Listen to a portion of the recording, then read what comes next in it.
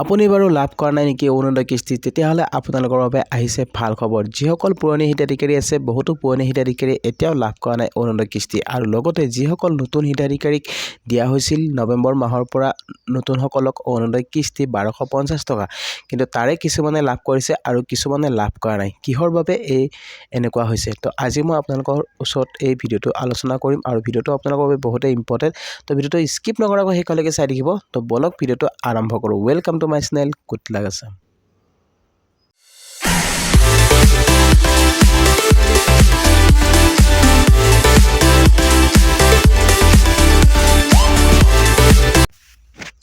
তো গাইজ প্ৰথমতে আপোনালোক জনাব বিচাৰিছোঁ, যিবিলাক নতুন হিতাধিকাৰী আছে, বহুতো নতুন হিতাধিকাৰী তাৰমানে অৰুণোদয় কিস্তিৰ বাবে যিহেতু আবেদন কৰিছিল নতুনকৈ, তো 11 যিহেতু আপোনালোকক 10 নৱেম্বৰত দিয়া হৈছিল নতুন হিতাধিকাৰীসকলক কিস্তি। তাৰে ভিতৰত যিসকলে লাভ কৰিছে, যিসকলৰ এটকা সোমাইছে সেইসকলে লাভ কৰিছে আৰু এটকা নোসোমোৱাসকলে লাভ কৰা নাই। তো এটকা সোমোৱাও কিছুমানে পোৱা নাই, কিছুমানে পাইছে। ঠিক আছে, তো আপোনালোক ক'ব খুজিছোঁ কিহৰ বাবে আপোনালোকে কিস্তি লাভ নকৰিলে। তো প্ৰথম কথাটো হৈছে কি, আপোনালোকৰ বহুতো হিতাধিকাৰী নাজানে আপোনাৰ নামটো কৰ্তন হৈছে নেকি। যদি আপোনাৰ নামটো কৰ্তন হৈছে আপুনি কেনেকৈ গম পাব? হয়তো আপোনাৰ নামটো ৰিজেক্ট হ'ব পাৰে, তো আপুনি যোৱা নাই অফিচত। তো আপুনি অফিচত যাব লাগিব আপুনি পঞ্চায়ত অফিচ বা মহকুমা অফিচ। আপুনি মহকুমা অফিচত যাব, গৈ আপোনাৰ যিখিনি ডকুমেণ্ট আপুনি জমা কৰিছিলে আৰু যিটো আপোনাৰ বেনিফিচিয়াৰী নম্বৰ আছে, অৰুণোদয় যিটো বেনিফিচিয়াৰী নম্বৰ আছে, সেই নম্বৰটো আপোনালোকে লগত লৈ যাব। লৈ গৈ আপোনালোকে তাতে চেক কৰিব লাগিব যে আপোনাৰ নামটো কৰ্তন হৈছে নেকি। তো বহুতো হিতাধিকাৰীৰ নাম কৰ্তন কৰা হৈছে, কাৰণ যিসকল হিতাধিকাৰী যিবিলাক দৰিদ্ৰ পৰিয়াল আছে, সেই দৰিদ্ৰ পৰিয়ালসমূহহে দিয়া হৈছে অৰুণোদয় কিস্তি, কিন্তু যিবিলাক ধনী ঘৰৰ পৰিয়াল আছে সেইসকলক দিয়া নাই।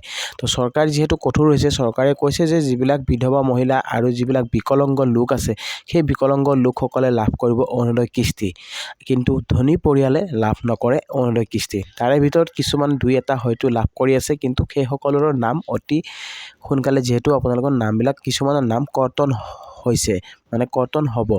তো আপোনালোকক এটা কথা কওঁ, পুৰণি হিতাধিকাৰী, বহুতো হিতাধিকাৰী এনেকুৱা আছে, পুৰণি হিতাধিকাৰী এতিয়াও প্ৰাপ্য ধন লাভ কৰা নাই। তো অৰুণোদয় কিস্তি কিয় এনেকুৱা হৈছে? তো অৰুণোদয় কিস্তিটো যিহেতু দিয়া হৈছে যে দুখীয়া লোকসকলক, তো দুখীয়া লোকসকলে কিয় লাভ নকৰিলে অৰুণোদয় কিস্তি? চাওক, আপোনালোকক মই এটা কথা কওঁ, আপোনালোকে এটা কাম কৰিব, আপোনালোকৰ যিবিলাক ডকুমেণ্ট আপোনালোকে আগতে ভেৰিফাই কৰিছিলে, সেই ডকুমেণ্টখিনি আপোনালোকে পুনৰাই এবাৰ আকৌ ভেৰিফাই কৰি দিব। কিয়নো আপোনালোকে অফিচত যাব, আপোনালোকে মহকুমা অফিচত গৈ আপোনালোকে জনাব যে মোৰ নামটো কৰ্তন হৈছে নেকি বা মোৰ নামটো ৰিজেক্ট হৈছে নেকি। আপোনালোকে নামটো চাব, আপোনাৰ বেনিফিচিয়াৰী নম্বৰটো লৈ যাব, আপুনি নামটো চেক কৰিব যে আপোনাৰ নামটো আছেনে নাই। যদি আপোনাৰ নামটো তাতে আছে, তেতিয়াহ'লে আপুনি অৰুণোদয় আঁচনিৰ পৰা আপুনি কেতিয়াও বঞ্চিত নহয়। কাৰণ আপোনালোকৰ যিবিলাক দুখীয়া পৰিয়াল আছে, সেই দুখীয়া পৰিয়ালসকলক যিহেতু দিয়া হৈছে অৰুণোদয় কিস্তি, তো বহুতো এনেকুৱা দুখীয়া পৰিয়াল এতিয়াও লাভ কৰা নাই অৰুণোদয় কিস্তি। তো তাৰ বাবে আপোনালোকে কি কৰিব লাগিব? তো আপোনালোকে অফিচত এবাৰ আপোনালোকে যোগাযোগ কৰিব। আপোনাৰ যিটো বেনিফিচিয়াৰী নম্বৰ আছে, সেই নম্বৰটো আপোনালোকে লগত লৈ যাব। যিহেতু এতিয়া ৱেবছাইট বন্ধ হৈ আছে, আপোনালোকে চাব নোৱাৰে আপোনালোকৰ কি প্ৰব্লেম হৈ আছে, আপোনাৰ লিষ্টখন চাব পৰা নাই। আগতে যিহেতু আপোনালোকে লিষ্টখন চাব পাৰিছিলে, আপুনি PFMS ভেৰিফাই চেক কৰিব পাৰিছিলে, আপোনাৰ একাউণ্টটো ঠিকে আছেনে নাই, গোটেইখিনি বস্তু আপোনালোকে অনলাইনত চাব পাৰিছিলে। তো এতিয়া যিহেতু অৰুণোদয় ৱেবছাইটটো বন্ধ হৈ আছে, তো আপোনালোকে তাৰ বাবে আপুনি যাব লাগিব পঞ্চায়ত অফিচ বা মহকুমা অফিচ। তো মহকুমা অফিচত গৈ আপুনি সেই ডকুমেণ্টখিনি আপুনি লগত লৈ যাব, যিখিনি ডকুমেণ্ট আপুনি ভেৰিফাই কৰাৰ সময়ত দিছিলে।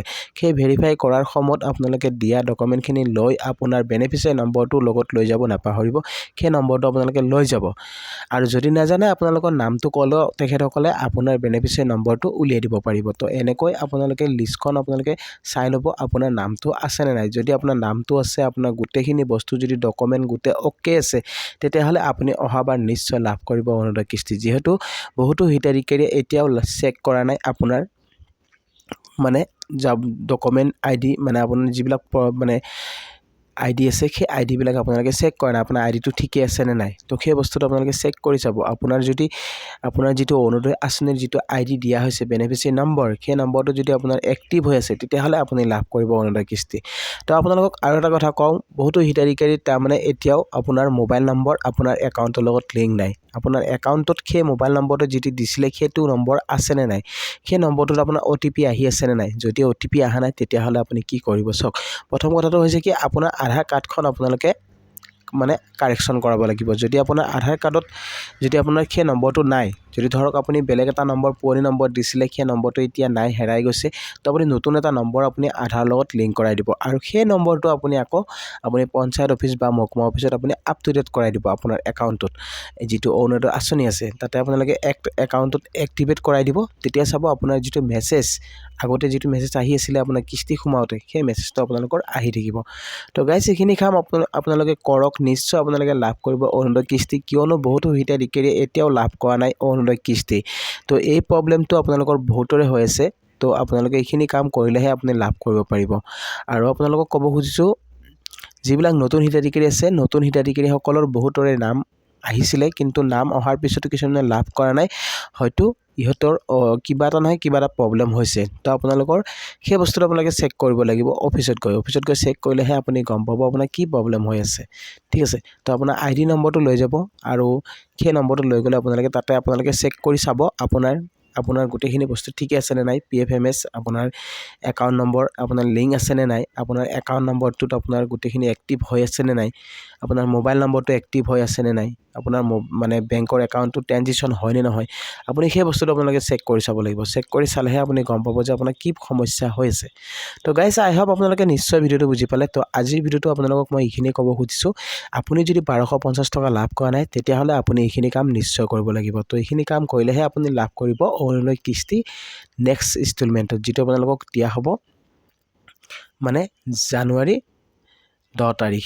তো জানুৱাৰী 10 তাৰিখৰ পৰা এবাৰ যিহেতু কোৱা হৈছে যে মুখ্যমন্ত্ৰী মহোদয়ে কৈছিলে জানুৱাৰীৰ পৰা সকলো হিতাধিকাৰীয়ে লাভ কৰিব অৰুণোদয় কিস্তি যিবিলাক অৰুণোদয় কিস্তি আপোনালোকে পোৱা নাছিলে বা আগতে ধৰক আপুনি লাভ কৰা নাছিলে তো তাৰ কাৰণে আপোনালোকে এতিয়াৰ পৰা আপোনাৰ যিখিনি মানে প্ৰব্লেম হৈ আছে সেই প্ৰব্লেমখিনি আপোনালোকে সলভ কৰি লওক যদি আপুনি এতিয়াই সলভ কৰি লয় তেতিয়াহ'লে আপুনি অহাবাৰ যেটো জানুৱাৰী মাহত দিয়া হ'ব জানুৱাৰী 10 তাৰিখত যিসকল হিতাধিকাৰী আগতে পোৱা নাছিলে সেই হিতাধিকাৰীসকলে লাভ কৰিব অৰুণোদয় কিস্তি ঠিক আছে তো আপোনালোকে আগৰ যিবিলাক ধৰক আপোনাৰ প্ৰব্লেম হৈ আছে আগতে যিবিলাক প্ৰব্লেম হৈ আছে আপোনাৰ ধৰক কিবা আপোনাৰ একাউণ্ট প্ৰব্লেম বা আপোনাৰ যদি কিবা ভেৰিফাই হোৱা নাই বা আপোনাৰ যদি কিবা প্ৰব্লেম বা নাম ভুল হৈ আছে সেই বস্তুটো আপোনালোকে চেক কৰি চাব নাম ভুল হ'লেও আপোনালোকৰ কেতিয়াবা কি হয় আপোনালোকৰ পইচাবিলাক হয়তো আপোনালোকে নাপায় তো আপোনালোকে মানে তাতে ভেৰিফাই নহয় যে এজন মানুহ হয় নে নহয় তো আপুনি সেই বস্তুটো আপোনালোকে চেক কৰি চাব আপুনি নিশ্চয় আপোনালোকে লাভ কৰিব পাৰিব অহা জানুৱাৰী 10 তাৰিখে যেহেতু দিয়া হ'ব অৰুণোদয় কিস্তি তো আপোনালোকে নিশ্চয় লাভ কৰিব 10 তাৰিখে অৰুণোদয় কিস্তি যদিহে আপুনি এইখিনি কাম কৰে তো আই হোপ আপোনালোকে নিশ্চয় ভিডিঅ'টো আপোনালোকে বুজি পালে তো ভিডিঅ'টো এইখিনি আপোনালোকক জনাব লগা আছিলে তো ভিডিঅ'টো চাই কেনেকুৱা পালে জনাব ভিডিঅ'টো চাই যদি ভাল পাইছে তেতিয়াহ'লে এটা লাইক আৰু শ্বেয়াৰ কৰি দিব আৰু লগতে মোৰ চেনেলটোত যিসকলে নতুনকৈ আহিছে তো চেনেলটো ছাবস্ক্ৰাইব কৰিব নাপাহৰিব আৰু কাষত থকা বেল আইকনটো প্ৰেছ কৰি দিব যাতে এনেকুৱা ধৰণৰ নতুন ভিডিঅ' আহিলে সকলোতকৈ আগত পাই থাকে তো গাইজ আজিলৈ ইমানে জয় আই অসম।